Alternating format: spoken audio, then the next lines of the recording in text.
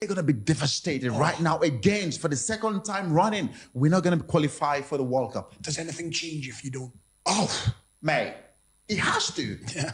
It has to. If we don't make it to the World Cup, if we don't qualify, I just think the whole board of the NFF, they need to go. They need to go. Sorry, they have to go. I'm saying it right now because it's not acceptable. No. Twice in a row, we're not going to qualify for the World Cup. We are the biggest footballing country in Africa. The biggest. I don't care what anybody says. Mo Salah, Egypt, whatever. I don't care. Nigeria is the biggest when it comes to African football. Twice in a row, we don't qualify. Something is wrong. A drastic change has to be done. The government, if the government want to get involved, they have to get involved because it's not acceptable. Yes, the players have to take responsibility, but the biggest problem is from the top. When I am very emotional about stuff, it's because I love, when I talk about Chelsea, same way. When I talk about my Nigerian team, same. 100% from the top. You have to make those players motivated. Find a conducive way when they come back home to play for Nigeria. They have to feel comfortable. And right now, nobody's making that comfortable for them. And that's why we're in a second time in a row. Nigeria, unbelievable. To support the team, behind the team. Former Super Eagles captain Mikel Obi speaking on a sportcast channel saying that NFF board must resign should Super Eagles of Nigeria fail to qualify for the 2026 FIFA World Cup. Well, will that be so? Well, maybe they can say a lot of people can talk, but do they know where the shoe pinches? Most especially for the board. But hey, let's also look at the NFF board as well. Have they put necessary measures in place to make sure that Nigeria qualify? Changing coaches like changing clothes. My name is Oladapo Okunubi. You're welcome to Kickoff Sports Show this morning. My name is Oladapo Okunubi, YOUNGSTRIKER9 Ganzi in the building. But maybe you call him Alaji Ganzi, dressed like an NFF chairman this morning, but not with the Guzau's cap this morning. Maybe if Ajishokwe gets into the studio, you get his cap for design this morning. How you doing, Ganzi? Yeah, good morning, YOUNGSTRIKER9. Good morning to our listener out there. Well, I would start with the MO of the Super Eagles before becoming the president of the NFF. Maybe give me MO first. MO? Yeah, the media officer of the. So you want fire Ifoge? No, I'm just saying, like, when you called me the president of the NFF, I'm just saying. You are not too young.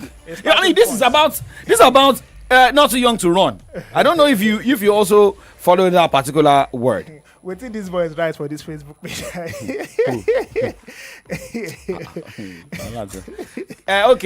Okay, no problem. We'll be fine. Okay, so you heard John Mikel Obi speaking there, saying the whole NFF board needs to resign. Is it the NFF board that will play the game for the Super Eagles of Nigeria? Is it the NFF that is choosing the players? Yes, we can say the NFF picking the coaches to manage this squad, but is it about the board resigning? Well, I feel like he has a point for Mikel Obi. Honestly, it feels like the NFF has also failed Nigerians because it's not just about the players, it's about the administrators as well, the technical crew. And when you look at what the NFF has done in the 2026 World Cup qualifiers alone, Nigeria has used 3 coaches. We started with Joseph Pesero, he left, then we brought on board Finidi George before the eventual appointment of Eric Charles. So that tells what of Iguavan? See, God bless. Even Iguavan also stepped in an interim capacity. So I feel like it's about the NFF not being consistent, not being very trustworthy of all of these coaches. Whenever you're not getting the results, the next thing on the agenda of the NFF is to get you fired and get you to leave that position. And I think that is not good enough. I read someone's comment about the Super Eagles saying no matter the outcome of the World Cup qualifiers, if Eric Charles should fail to get Nigeria that ticket, he should still be left in charge of the team. And I think that is spot on. When you go bring another manager on board, it's like recycling the same thing over and over again. We get the process started one more time from the scratch, and we don't know if we are going to even go to the World Cup. So I feel like it just maintain a coach, give him the right support, and let's see. Rome was not built in a day. Let's give them the benefit of doubt. Give them at least 2 years. Let's see what they can do in the next 2 years. Not that if they don't get the right result, you're firing them almost immediately. So I think Mikel Obi has got a point in terms of saying if Nigeria should fail to get a ticket, the NFF should be disbanded. It's not just about the players, honestly. It's about creating a conducive environment for them. Another thing you should also consider is the fact that when South Africa decided to adopt, when Lesotho, I beg your pardon, decided to adopt South Africa as their home ground, to play their matches, and even another country in that group, the NFF never said anything about it, which is wrong.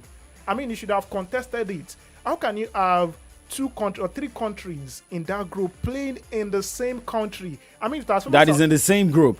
Come on. It has favored South Africa regardless. Now you're hoping South Africa will draw points against Lesotho, which is not realistic because they are going to play in South Africa. The number just like of fans, playing home. Exactly. Home away from home. So I mean, it's not reasonable, and I feel like the NFL failed in that regard. They never complained about it. They never said anything about it. They allowed these countries adopt South Africa. Why not come down to Nigeria to say you want to adopt Nigeria as your home ground? People will say because Nigeria is far away, but I mean that's not a good excuse. So for me, I think the NFL also has a share of this blame. And Mikel may be right to a very large extent in terms of calling for the disbandment of, the NFF, if Nigeria should fail to get a ticket. Another angle is about, what the NFF has done in terms of mobilizing people and, going to venues where the Super Eagles can actually get the right support. Result. Why going to Abuja? I mean, look at South Africa, for example. They knew they needed that game. They took it to a stadium where Nigeria will not be able to play their free-flowing football. And at the end of it, they got the point. Why not bring the Super Eagles games back to Lagos, where a lot of fans will be there? I mean, it's about African football mentality, not just about the normal footballing style. There's also something called African football, where the fans will be there and make it a difficult terrain, a difficult ground. Show them Nigerian football in African style. Exactly. Back in the days, it used to be that way. But Ganzi, let me just cut in here. Sorry to cut in here. I feel those players play under pressure because most of them are not really used to Nigerian football. Exactly. The players who are used to Nigerian football are the NPFL players. Exactly. Who can play anywhere, home or away. Exactly. And they are used to the fans in Nigeria. A Tristan Kong, an Olaino, a Victor Osimhen, who else? A Samuel Chukwueze. These players are not used to Nigerian fans. And you look at what happened. Was it the Senegal clash where this Senegal came from 2 goals down to win against DR Congo? We saw what the fans did. I mean, it was maybe it was during the Ulysses period when you play in Lagos and you have the fans because you are playing for the fans. They keep cheering you. They keep. I mean, the supporters club. We still need to ask the question: where were the supporters club? Well, in all of qualifiers. Yeah, I feel like it's still the fault of the NFF because the NFF has the supporters club as part, of their organization. With different factions. Exactly, even though they had different factions. But I feel like the NFF should have done better in terms of mobilization, in terms of support, in terms of sticking with a coach. If Joseph Pesero has been left with this team, maybe we could have won some games. The whole transition, even the player, it's just like you sending your kid to a primary school and in the space of primary 1 to primary 3, they don't already change teacher for that picking like 3 times. And you expect the picking to pass. I mean, it's not done that way. And you expect the child to pass, to come out in flying colors. You've changed coaches like 3 or 4 times. What do you want the players to do? They are going to be confused. Change of pattern. I want to use this formation. I'm focused on the defensive part of the game. Guavon came and said, no, I believe so much in Osimhen. Let's start. I mean, then at some point it was Eric Chell, it was Finidi George. So these players are even confused. They don't know what to do. So I feel like the NFF should actually take the larger share of the blame. Okay, NFF taking the larger share of the blame, most especially Demola Lajire also coming out to. I mean, we read the match reports. NFF came out to debunk that, but exactly. Let that just go. Let's just put that aside. On the official handle of the Super Eagles, and you're coming out to debunk. So I feel Demola Lajire should also be fired. Interesting. Or he should step down with that report that came out.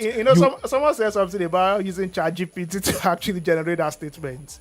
But what was Olajire doing? Honestly, how did that statement come out? You should have vetted it. You don't throw your players under the bus. I mean, you never do that. We look at that on Saturday a lot. Everything that happened during the week. But hey, let us look at updates here this morning. Remember, we're live on Facebook, live on YouTube, Solutions 939 FM, Solutions 939 FM. You can also listen to us on your radio set 939 FM. That's the dial of the station. But for the handle at Solutions 939 FM, let's also get your take. Adebayo Yusuf, how are you doing? Commentator Jalashu Henry, good morning to you. Andy Murray is moving away from tennis now to golf. Former tennis world number 1 Andy Murray has revealed he plans to enter regional qualifying for the Open Championship. Murray, a 3-time Grand Slam winner who retired after last year's Paris Olympics, has been regularly playing golf since ending his tennis career and eagled the 18th hole for Wentworth Pro Am prior to BMW PGA Championship on Wednesday. Now, looking at Andy Murray, he had hip surgery going into golf, I still feel like maybe he needed to retire and not the hip injury that affected him. Because if you're playing golf, you need your hip as well. Yeah, and one thing about golf is that it's that sport where a lot of rich people always fall back to whenever they are done with their normal career.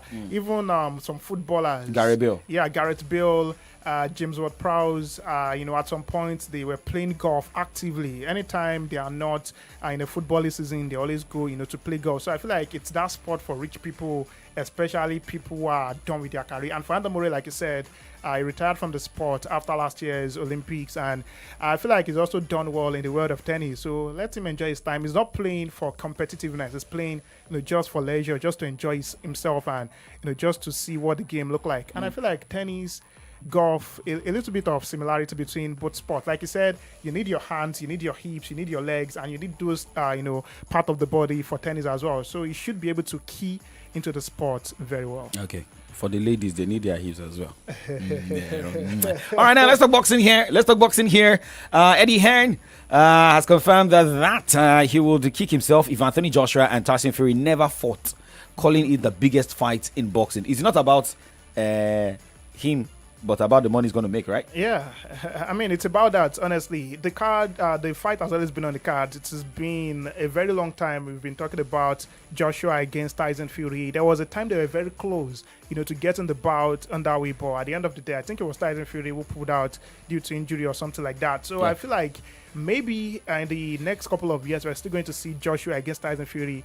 But trust me, it's not going to be as interesting. Or competitive. Exactly, because none of them has any belt. It's just going to be about the money the and beltless bout. Exactly, and for the fans to troop in and pitch their tent with any of these boxers. And one thing about Joshua and Tyson Fury is they actually want to take that fight. Like, they are interested in fighting, but it's all about who is going to enjoy or who is going to get the larger share of the money.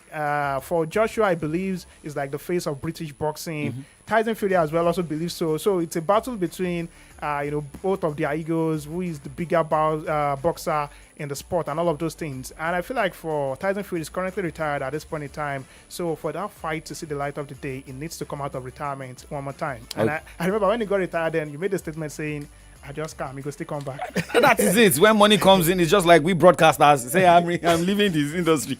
Yeah, but when when one station comes and say, come and consult for us from there, I say, well, let me be running one program. This baby, they shake sports when they come play camp.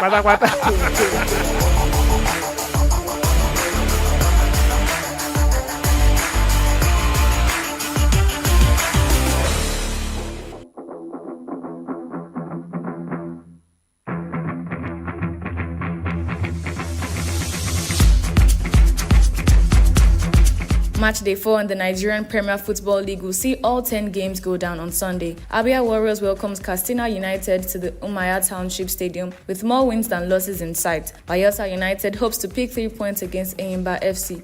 Bendel Insurance hosts Niger Tornadoes at the Samuel Ogbemudia Stadium in Edo State. Ikorodu City hopes to record first win of the season this weekend when they host Barao FC at the Mobolaji Johnson Arena, Lagos. Kano Pillars host Rangers International at the Sonny Abacha Stadium.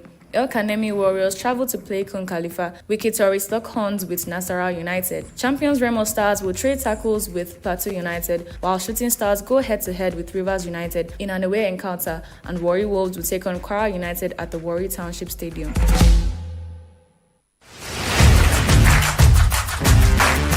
Fixtures for the matchday 4 games of the NPFL you got there, and let's just look at 2 games where we can see away wins and sure home loss. No, away wins, still home loss. Well, and sure 3 points at home. Okay, let's say I think 2 away wins. Okay, first. 2 away wins first. Likely. Honestly, it's tough because the fixtures are a bit interesting for this weekend. But I would say El Kanemi beating Kun Khalifa. Yeah, El Kanemi beating Kun Khalifa should be an away 3 point for El Kanemi Warriors. All things being equal. Then aside that, honestly, I don't know. For real, it's actually a bit difficult. I can't see Niger Tornadoes should beat Bendel Insurance at home. And you're not looking at Plateau United losing at home against Remo Stars. Plateau is yet to win again this season. I know that's what makes it a bit interesting. The pressure is on their coach, on their manager, and I feel like he's not going to want to, make the pressure higher on him this time around. So I feel like it's going to be an interesting matchup. But I don't see Remo Stars winning. Isaac can get us a point. If you had said 1 point, maybe I would have tipped Remo Stars to get a point in that encounter. But no, they outright 3 points. So let me just leave it at El Kaneme Warriors beating Kun Khalifa away from home. But sure, home victories. Rivers United to beat Shooting Stars. I'm sorry, but Okay, go ahead. Go ahead. Rivers United to beat Shooting Stars. Yes, I don't think Shooting Stars can get at it in the Adoke Amasimaka Stadium this weekend. Not just that, I feel like Ikorodu City would also beat Barao FC. Ikorodu City came to Ibadan last weekend. They got a point, so they should consolidate on that 1 point against Barao FC.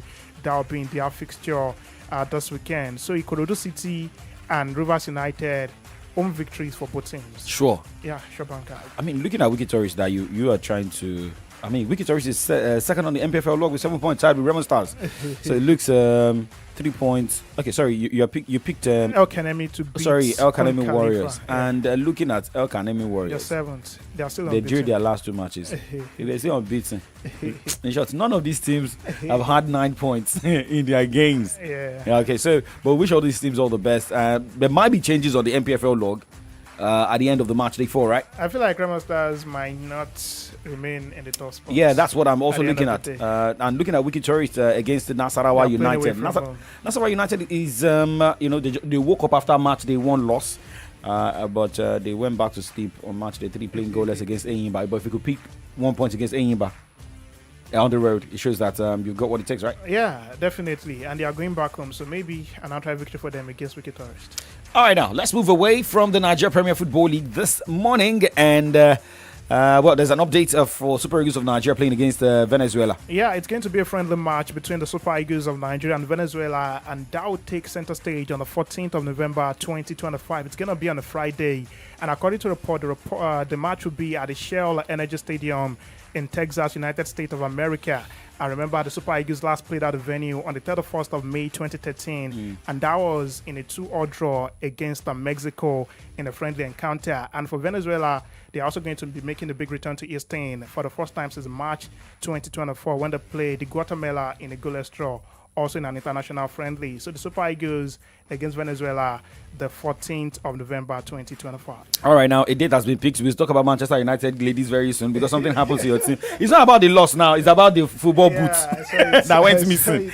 But now updates has it that Madrid will host the 2027 Men's Champions League final and Vauxhall to stage the women's final. So Spain, Poland getting that opportunity in 2027. Now let's talk about the women. We were blaming NFF, hiring, firing, and we saw what we are. I don't know why we keep having that. I mean, you are third on the log, and Benin Republic is not even shouting that they want to qualify for World Cup, and Nigeria, that is not even in the best losers position, is shouting. And we are talking about management. Is that a poor management that we are seeing in Manchester United's male football team, that we are seeing in the female football team? They lost 1-0 in the qualifiers against the Brown, but now what happened was that the senior players had their boots missing. Was it how do I put it now? Was it a poor management, or the home team did devil's work? Exactly. I was going to say that. I mean, you can't blame that on poor management. It's not like they did not provide the boot for them. The boots were provided, but it got missing after the game. And I feel like it could have been the antics on the part of the opponents. Maybe they decided to steal the boot and be like, let's see as you go win this game without your boots. Maybe that was what happened. I don't know. There is no concrete evidence to back that statement. But at the end of the day, it's still going to be a difficult second leg encounter between Manchester United female side and Brand, because they lost 1-0, so they have to win by 2-0 in the reverse fixture to boost their chances of getting to the group stage of the UEFA Champions League this season, which I believe they're going to do, honestly. The opponents they faced yesterday, I mean, it was away from home, and they actually dominated the game, but at the tail end of the match, that was when they considered the goal. Just 14 minutes remaining in that game, that was when United considered the goal. So I believe in the second leg, they should be able to get the maximum point, maybe 2-0 victory, or 2-1, or 3-1. Or 3-1 actually. So I believe United will still do the lot too. Okay, so because the way I'm looking at it, I mean, it's crazy. So will it even make sense? I don't know if these ladies had played in Nigeria before, where you play for. Is it monkey pole? You play 5-a-side without boots and the likes. Maybe they should ask Asisa Toshola, ask the likes of Rashida Ajibade, those who have played in Nigeria before. I mean, streaks football. But it is what it is now. Football is moving away not only from Africa and the likes, but now let's focus more on English football here. Chelsea have been hit with 74 charges related to alleged breaches of agents' regulations by the Football Association. Now, it is not currently under this board, but under Russian billionaire Roman Abramovich. Yeah, I mean, the cards were there. A lot of deals done under Roman Abramovich were shady deals, no doubt about it. He's one of the wealthiest men in Russia, and at the point when he was in charge of Chelsea Football Club, he brought Chelsea from nothing to something. It changed the face of Chelsea Football Club. Everything Chelsea are today began under Roman Abramovich. So when he was in charge, a lot of shady deals, some of the agent fees were not disclosed, so they had a lot of zeros added to zeros were deducted from zeros, then, and now the FA has found them.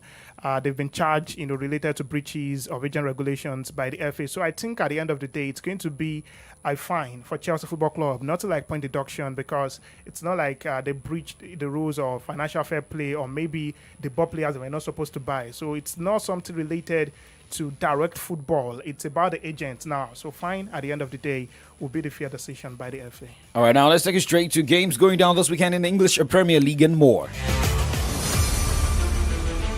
Match day 4 of the 2025-2026 English Premier League kicks off this weekend, with all teams hoping for positive results. On Saturday, Arsenal will battle Nottingham Forest at the Emirates Stadium, first game in charge for the new Forest manager Ange Postecoglou. Bournemouth takes on visiting Brighton. Crystal Palace hosts Sunderland. Aston Villa hopes to secure their first 3 points of the season against Everton. Still on Saturday, Fulham locks horns with Leeds United at the Craven Cottage. Newcastle takes on Wolves. West Ham will file out against Tottenham in the London Derby, and Brentford hosts Chelsea at the Brentford Community Stadium. 2 games to be decided on Sunday will see high-scoring Liverpool face off with Burnley, and Manchester United trade tackles with neighbours Manchester City at the Etihad Stadium in the first Manchester Derby of the season. It's a little bit different this time, obviously, with me taking over, 3 games into the season. It'll be a gradual process. But I think, if you look at the squad and even the first 2 or 3 games, I think Nuno himself was probably transitioning to something a little bit different from what it was. But you know what, even if I was playing exactly the same, we're all different. We're all different people. We talk differently, we coach differently, even if we're going to play the same style. So it's just a matter of making it as smooth as possible for the players. Being my quote, mate, we're no different. I mean, I've said it already that that's what I want to do. I want to win trophies. That's what I've done my whole career. I want to win trophies. That's what I've done in all my careers. He has also proven that with Tottenham Hotspur winning the Europa League. What a particular club has been looking for, even the smallest trophy. Don't let me mention clubs, but let's seal our mouths here. Everybody will say Muforuko, but Arsenal actually. Well, Arsenal has even won FA Cup, right? But under Arteta, it is what it is. But let's move on. Let's move on this morning. I think Arteta won FA Cup, did he? Yeah, I think he won FA Cup. Won, but did not go outside. That's the only title he's won. King of FA. But now let's talk about Ange Postecoglou. Do we say too early for his team to face Arsenal? He should understand what he saw and in the North London Derby while he was managing Tottenham Hotspur, but now with Nottingham Forest. Well, I feel like it's going to be an interesting matchup. It's going to be early kickoff 12:30 tomorrow. Arsenal against Nottingham Forest. And remember, for the Gunners, they were beaten in their last game. That was against Liverpool, Zoboslai's free kick. And once the ball, Nottingham Forest is that it's not like the result have not been forthcoming for them this season. The reason they fired their manager was not because of footballing reasons. It was because of the relationship between Espirito Santo and Marinakis that gone sour. So I think it's about Ange Postecoglou coming on board to bring his wealth of experience from Tottenham to Nottingham Forest, and I feel like he's been able to attract a lot of eyes at this point in time. After winning the UEFA Europa League, the focus on him will now be a lot. Everybody will start taking him seriously, and Nottingham Forest have got the players. They've got the Arsenal to prosecute that game against Gunners tomorrow. So I think it's going to be interesting to see what would happen. But Arsenal honestly might not win. because it's early kickoff. Yes, early kickoff. Yeah. We always receive always a lot crazy. a lot of shockers. So Okay. I think Arsenal might not win. A lot of shockers. Now let's talk about the Manchester derby. Gianni Donnarumma is now in England. We've got, Manchester City has got a lot of players that are injured going into this one. Mamouche is out. We are also reading different reports of that. How do you think the Manchester derby will look like this weekend? Honestly, going to be keenly contested. Guardiola has never beaten Ruben Amorim in a competitive fixture ever since it came to the English Premier League. So I think it's going to be a match that would attract a lot of history, behind those two managers. And not just that, Manchester United last season were unbeaten against Manchester City. And for Guardiola, I feel like he's been struggling a lot this season. That embarrassing defeat to Tottenham Hotspur. Not just that, couple of their players have not been showing up. Even Haaland, despite the fact that he got 5 goals for Norway, he has not been able to, find his footings with Guardiola this season. So maybe the international break was much needed for Guardiola. Now that they are back, maybe you're going to see a different Manchester City side. And for Ruben Amorim, it needs to change his style of play. If we can do that against Manchester City, maybe a victory or a point would be enough. All right, now let's go straight to Spain and Italy.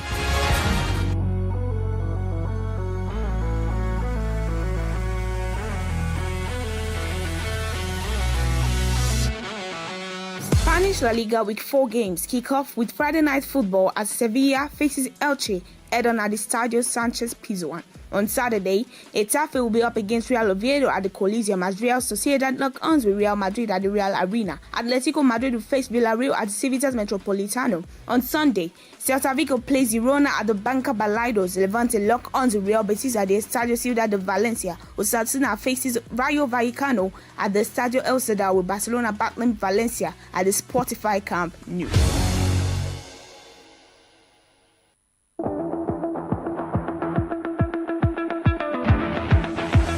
Third week of the Italian Serie A games kicks off this weekend with Parma traveling to play Cagliari, Juventus battling Inter Milan at the Allianz Stadium, and Fiorentina looking forward to defeating champions Napoli on their home ground. On Saturday, Torino leaves home to battle AS Roma, Atalanta awaits Lecce at the Gewi Stadium, Pisa battles Udinese, Sassuolo hosts Lazio. To close Saturday's fixtures, AC Milan hopes to pick maximum 3 points against Bologna at the San Siro.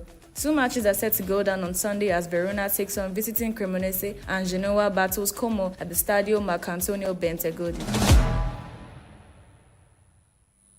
Okay, well, you got the fixtures in Spain and Italy. One sure win in Italy, match day 3, and one in La Liga. Let's start with the one going down in Italy. Okay, let's say I'm trying to look at the matches. Let's say AC Milan. Yeah, AC Straight Milan win against Bologna. Okay, Yeah, and La Liga. La Liga should be Real Madrid beating Sociedad. Real Sociedad. Barca might struggle against Valencia. They drew their game last time. The last game, yeah. Okay, so let's just draw the curtain. Not like Barcelona. All right, coming up right now is from the Dailies, Comrade Ayode Jadishakwe. We'll be joining Comrade Ade Damalalafe while looking at headlines of the pages of Nigerian newspapers this morning. And we'll be back tomorrow. Yeah, on the Saturday Sports Safari by 1 p.m. My name is Omoni Alade, but you simply call me the Sports Wizard. My name is Oladakwa. Couldn't be call me YOUNGSTRIKER9, and I'll be back 2 p.m. for Friday show. Like we always say, keep doing sports and stay safe.